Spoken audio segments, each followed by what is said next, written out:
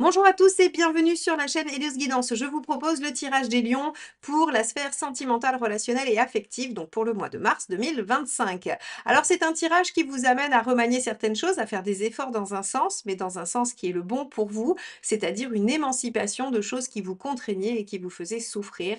Donc c'est plutôt positif et vous finissez le mois plutôt pas mal, mais je vais vous laisser découvrir tout ça.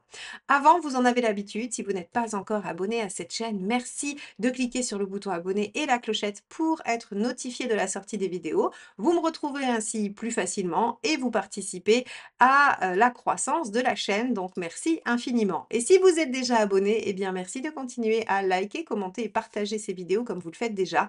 Vous participez à leur succès et vous m'encouragez à continuer. Donc merci à tous et maintenant je vous laisse avec votre vidéo.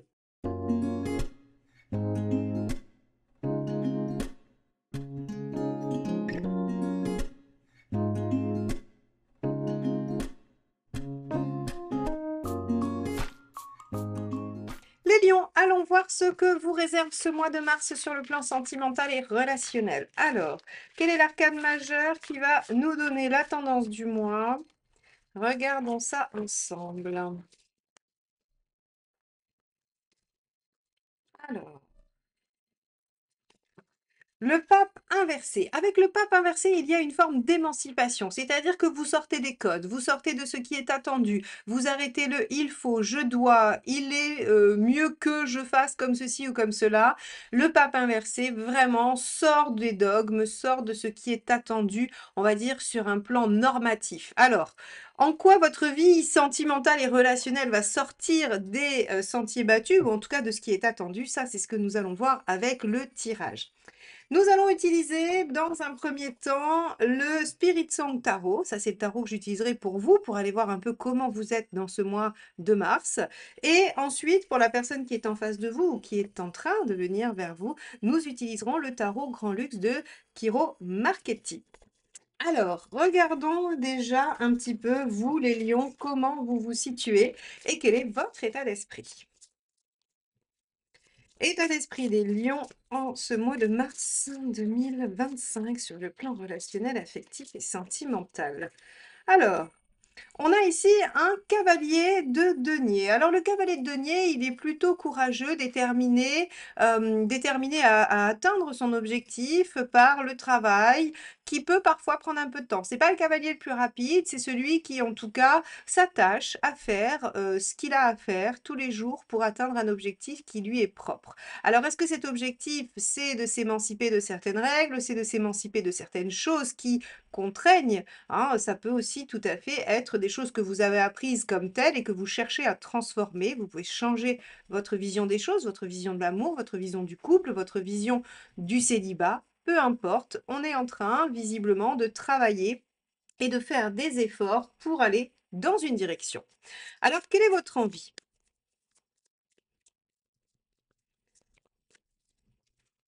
On a un set de bâtons. Alors, c'est assez étonnant, enfin, c'est étonnant. Non, c'est rigolo parce que le set de bâtons, c'est défendre son territoire, c'est défendre ses plates-bandes. Alors, ici, j'ai l'impression que vous avez pu suivre un schéma jusqu'à présent, un schéma que vous pensiez bon, qui vous semblait juste. Et ici, en fait, le set de bâtons nous dit que vous avez envie de défendre vos valeurs, que vous avez envie de défendre votre territoire. Mais c'est beaucoup plus de l'affirmation. Et donc ici, peut-être que vous travaillez ardemment à affirmer qui vous êtes, indépendamment de ce que on vous a demandé de devenir. Et ça, c'est assez important parce que ça peut vous permettre de modifier totalement votre rapport à l'autre dans la relation, dans le lien, quel qu'il soit, amical, familial ou amoureux. Alors, ce changement, ou en tout cas ces efforts pour vous sortir de quelque chose, vous comptez vous y prendre comment? On va regarder ça. Quelles sont vos intentions, mes chers lions? Sacré travail que vous amorcez là. Alors avec Pluton en opposition à votre signe, c'est aussi probable que vous soyez en train de démarrer effectivement un grand travail de transformation, hein. On a le 7 d'épée. Alors 7 d'épée, c'est bien parce qu'il réfléchit à toutes ses options, hein. Le 7 d'épée, c'est celui qui va regarder un peu toutes les idées possibles, toutes les options et tout ce qu'il pourrait éventuellement déployer. Et vous le faites en douce, parce que le 7 d'épée, on fait les choses intérieurement, on les fait dans sa tête, on les réfléchit en fait. On n'est pas dans une action à proprement parler.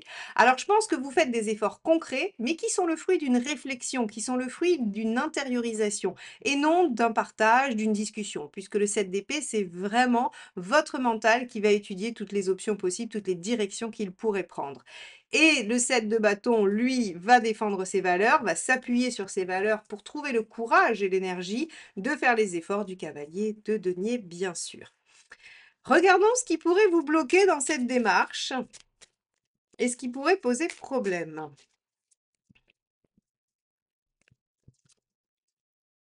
On a l'empereur. Oui, l'empereur, le 4 pourrait venir, en fait, si vous voulez, figer les choses. Vous pourriez avoir du mal à remettre en question.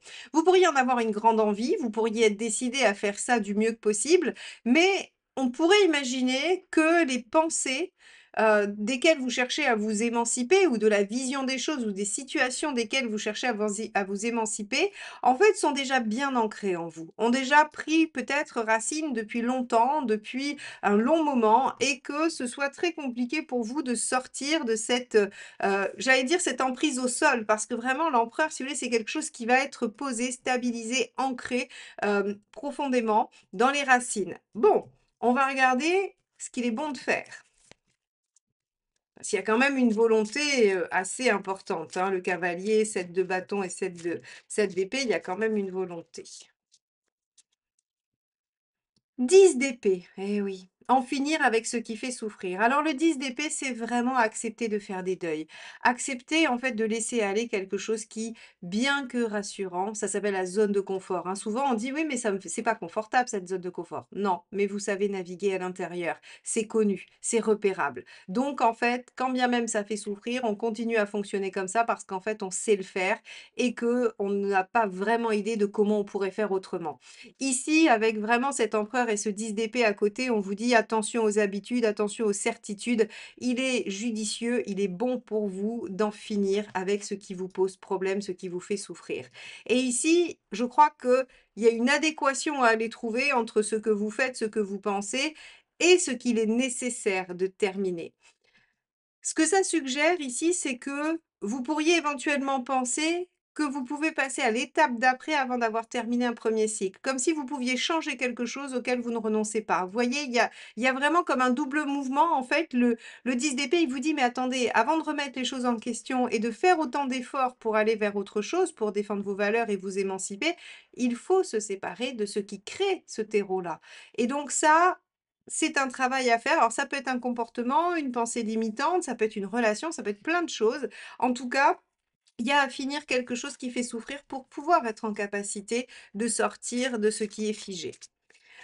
Alors, allons voir la dernière carte, ce qu'il vaut mieux éviter de faire. Le page d'épée. OK.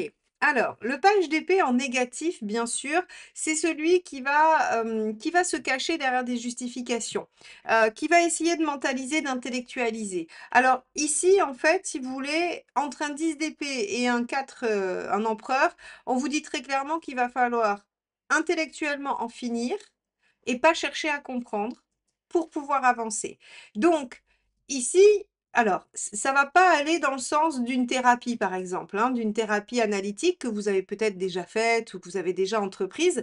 Là, on va plutôt être sur, quelque chose d'une mise en action, sur une dynamique peut-être plus de coaching, par exemple. C'est-à-dire: «OK, très bien, les circonstances sont celles-ci, maintenant je veux avancer, je veux aller de l'avant, je veux défendre mon point de vue, je veux défendre mes valeurs et il faut absolument que je me libère de quelque chose». Là, c'est vraiment le comment on fait parce que le qu'est-ce que ça veut dire? Pourquoi c'est comme si? En tout cas, tout l'aspect intellectuel et de compréhension n'est pas la bonne voie. C'est vraiment plutôt l'action avec votre cavalier de denier et votre 10 d'épée qui dit: «OK, j'en finis intellectuellement avec ce qui pose problème, je coupe ces croyances, ces façons de penser ou ce qui est arrivé et je me mets, dans l'action». Bon, bon, bon, bon, on va regarder ce qu'il y a en face de vous, hein, quelle personne, heu, est en face, quel état d'esprit, comment ça réagit à ses besoins de transformation, à ses besoins, de dépassement. Allez, 5 de coupe. Alors en face, on a quelqu'un qui est dans la dynamique de se poser la question d'abandonner ou pas. Alors, c'est peut-être ça aussi qui vous fait bouger, qui vous fait réfléchir, qui vous fait abandonner ou qui vous fait vous battre pour. En tout cas, on a déjà en face de nous quelqu'un qui ne sait pas. Le 5 de coupe, c'est vais-je avoir le courage de quitter ce que j'ai, hein, mais qui ne me semble pas bon pour moi, pour aller chercher mieux. Eh bien, en fait, si vous voulez, que ce soit de son point de vue par rapport à sa propre histoire ou que ce soit par rapport à vous, la personne en face de vous se questionne et ne sait pas dans quel sens les choses vont aller et surtout dans quel sens elle va vouloir aller. Regardons quelle est son envie à cette personne. Le mât, repartir à zéro ou partir dans une aventure. Le mât, c'est vraiment, le fou, c'est vraiment se donner une nouvelle chance, mais une nouvelle chance complètement innovante. C'est-à-dire qu'il faut faire différemment. Là, ici, vous avez quelqu'un qui, si il laisse de côté ses vieux fonctionnements ou s'il laisse de côté voilà, une méthode, va vouloir forcément œuvrer de façon différente et novatrice. Quelle est l'intention de la personne en face de vous? Le monde, l'épanouissement, la joie, le bonheur, l'idéal. Alors, ok, bon. Je pense que si vous êtes célibataire, vous allez rencontrer quelqu'un qui va vous motiver à en finir avec ce qui vous fait souffrir et à aller vers quelque chose que vous voulez voir advenir, c'est-à-dire vivre quelque chose qui vous ressemble et non de conventionnel, et ça va vous aider à clôturer. Ça, très clairement, même si on a quelqu'un en face qui a aussi des difficultés à lâcher ce qu'elle, il ou a. Si vous êtes en couple, vous pourriez avoir quelqu'un qui ne sait pas si c'est possible de continuer dans les termes, en tout cas, hein, qui sont établis, avec une envie de renouveau complet pour aller chercher un épanouissement. Ce sont deux arcades majeures, on a quelque chose d'assez puissant en face, qui de toute façon veut œuvrer à son épanouissement et sa réalisation personnelle. Donc, ce serait bien de vous faire embarquer par l'énergie. Allons voir ce qui pourrait bloquer chez l'autre personne. La tour, l'impulsivité, les réactions parfois vives, le manque de patience aussi, hein, parce qu'ici, on voit bien que vous êtes en cavalier de denier, et là, on peut avoir un manque de patience de la personne en face de vous qui pourrait tout d'un coup venir mettre un coup de... J'allais dire un coup d'éclat, mais oui, en tout cas, qui pourrait venir bousculer les choses et ne pas vous laisser en paix et vous obliger à accéder à ce 10 d'épée. On va regarder ce qui va faciliter ou en tout cas ce qui pourrait être positif, ce qui va vous aider dans ce lien. La lune, la créativité, le partage d'émotions, le fait de faire un travail personnel sur soi, aller voir ce qu'il y a dans l'inconscient, hein. La lune, c'est une carte abyssale, comme je le dis souvent, et il y a beaucoup, beaucoup de choses qui peuvent se jouer. Mais c'est un conseil, donc le conseil de la lune, c'est soyez créatif, prenez soin de vous, soyez ouvert, bienveillant, soyez dans l'intuition aussi, suivez votre intuition, ce que vous dit votre fort intérieur, et vraiment, en fait, essayez de rendre fécond le lien ou la relation, ou essayer de rendre la relation féconde. Ok, on va regarder le deuxième facilitateur. La justice. Soyez juste, équilibré, soyez lucide aussi, prenez des décisions, faites des choix, engagez-vous, organisez-vous différemment, remaniez des choses concrètement.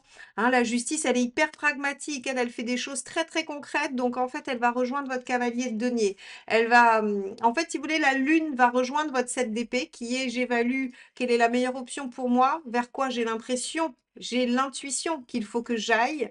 Et la justice, elle, va venir appuyer votre cavalier de denier qui dit, en fait, les efforts, je dois les faire dans une restructuration, dans une autre méthode, dans quelque chose qui va vraiment concrètement donner ses fruits et qui n'est pas juste une vue de l'esprit, qui n'est pas juste, hein, comme ce fameux page d'épée où il faut pas aller, c'est-à-dire juste une réflexion menée, mais qui ne donne pas de fruits, qui ne donne pas d'action ou de résultat. Donc là, les lions, en face de vous, on a quelqu'un qui pourrait remettre les choses en question parce que son objectif, c'est d'atteindre assez rapidement l'épanouissement et le bonheur. Et si vous êtes un peu à la traîne ou que vous traînez des pattes, en fait, finalement, eh bien, ça pourrait remettre en question les choses. Mais ça peut aussi être un magnifique moteur pour vous émanciper de plein de choses et vous permettre, vous aussi, d'aller vers la réalisation. Alors, on va regarder quelles sont ces deux cartes de fin de mois pour savoir où vous en êtes avec tout ça. Parce que c'est un sacré tirage, on a beaucoup d'arcades majeures quand même, l'air de rien, là, sur cette fin. Vous vous rendez compte, hein, tout ça, c'est des arcades majeures, on a en face. Hein, donc, ça veut dire qu'il y a quand même quelque chose d'intense qui se joue sur ce mois. Hein. Vous en êtes où à la fin? 8 de bâton. Ouais, 8 de bâton, c'est bien. C'est les discussions, les échanges transformateurs qui amènent du mouvement, qui remanient les choses et qui redonnent une nouvelle direction. Ça, c'est plutôt extrêmement positif. C'est-à-dire que c'est dynamique, il y a de l'échange, il y a du mouvement. Alors, bien sûr, ça peut un peu secouer, hein. Vous pourriez vous retrouver pris dans une forme de tourbillon, mais vous êtes un signe de feu, vous allez gérer ça très, très bien. Voyons la deuxième carte. L'empereur. Alors, l'empereur, il est intéressant ici parce que, vous voyez, hein, on l'avait en négatif de votre côté, c'est-à-dire que ce qui pouvait vous poser problème, c'était cette espèce de difficulté à remettre les choses en question. Mais ici, un 8 de bâton avec un empereur, en fait, si vous voulez, c'est vraiment, on remanie les choses, on fait des changements rapides, intenses et qui sont le fruit de discussions pour poser de nouvelles bases. Et ça tombe bien, puisque c'est exactement ce que voulait la personne en face de vous, c'est-à-dire poser un renouveau différent. Donc, vous arrivez à poser de nouvelles bases et à évoluer favorablement dans votre relation, dans votre lien, mes chers lions. C'est une excellente nouvelle. On a eu peur au début, hein. Peut-être que les choses allaient pas aussi bien tourner que ça. Et finalement, on a un tirage qui nous amène vers une issue plutôt positive grâce à votre persévérance, à votre niaque, à votre enthousiasme et votre fougue légendaire pour régler les problématiques et les situations. Voilà pour vous les lions. Eh bien écoutez, je vous souhaite un très beau mois de mars et je vous dis à très bientôt. Bye bye.